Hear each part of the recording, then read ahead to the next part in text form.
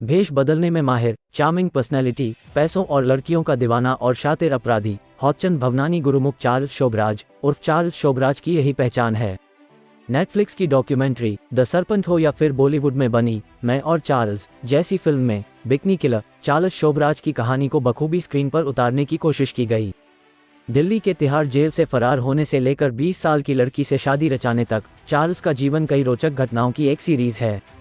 The 6 अप्रैल 1944 को Vietnam के Saigon में जन्मे चार्ल्स का बचपन काफ़ी कठिनाइयों से भरा रहा। उन्हें उनके पिता ने अपनाने से इनकार कर दिया था। इस बात ने चार्ल्स के दिमाग पर काफ़ी बुरा असर छोड़ा। बताया जाता है कि तकलीफ़ों से भरे बचपन ने चार्ल्स को अपराध की दुनिया का एक मशहूर और स्मार्ट किलर बना दिया। शोभराज की मां वियतनाम से थी और पिता एक सिंधी हिंदुस्तानी थे। चार्ल्स के माँ बाप ने शादी नहीं की। वियतनाम में तैनात फ्रांस के एक फौजी लेफ्टिनेंट से चार्ल्स की मां की मुलाकात हुई।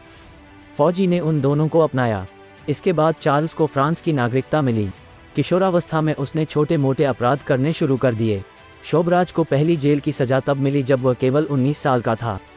जेल में वो फेलिक्स डी एस्कॉग्ने नामक एक धनी व्यक्ति के संपर्क में आया, जिसके साथ उसकी दोस्ती काफ़ी मजबूत हो गई। जेल से जमानत मिलने के बाद दोनों रूममेट्स भी बन गए। ये वही दौर था जब शोभराज ने पेरिस के रहीशों के साथ उठना बैठना शुरू कर दिया और धीरे धीरे अंडरवर्ल्ड की दुनिया में दस्तक देने लगा। बता दें कि 20 साल की उम्र में उसने छोटे मोटे घोटालों को अंजाम देना शुरू कर दिया। इसी दौरान उसकी मुलाकात चैंटल कॉम्पेगनन से हुई, जो उसकी पहली पत्नी बनी। 1970 के दशक में चार्ल्स और उसकी पत्नी ने फ्रांस को अलविदा कहा और दोनों ने भारत आने का फैसला किया। हालांकि रास्ते में दोनों ने अन्य पर्यटकों को धोखा दिया और नकली दस्तावेजों का उपयोग करके पूर्वी यूरोप की यात्रा पर निकल गए। उसी समय चार्ल्स एक कार तस्करी का सिंडिकेट भी चलाता था। इसी दौरान उसे ज्वेलरी स्टोर को लूटने की कोशिश में गिरफ्तार किया गया, लेकिन वो अपने वफादार पत्नी के साथ भागने में कामयाब रहा। इसके बाद कई बार चार्ल्स अपराध को अंजाम देता रहा और भागने में कामयाब रहा। बता दें कि इस बीच उसकी ज़िंदगी में मैरी लेक्ले ने कदम रखा, जो उसकी गर्लफ्रेंड बनी। चार्ल्स ने सन 1975 में पहले मर्डर को अंजाम दिया। हालांकि इस घटना के लिए दोषी ठहराए जाने वाले वह अकेले नहीं थे। उनके साथ अजय चौधरी नाम का एक भारतीय भी था। मारे जाने वाले लड़की का नाम टेरेसा नोल्टन था और वह बिकनी पहने एक पूल में मृत पाई गई थी। उसने दूसरा मर्डर विताजी हाकिम नामक व्यक्ति का किया। हाकिम की गर्लफ्रेंड भी बिकिनी पहने पूल में मृत पाई गई थी। इन घटनाओं के पीछे चार्ल्स को जिम्मेदार ठहराया गया। इसके बाद चार्ल्स ने भारत में सन 1976 में घूमने आए एक फ्रेंच ग्रुप को मौत के घाट उतार दिया।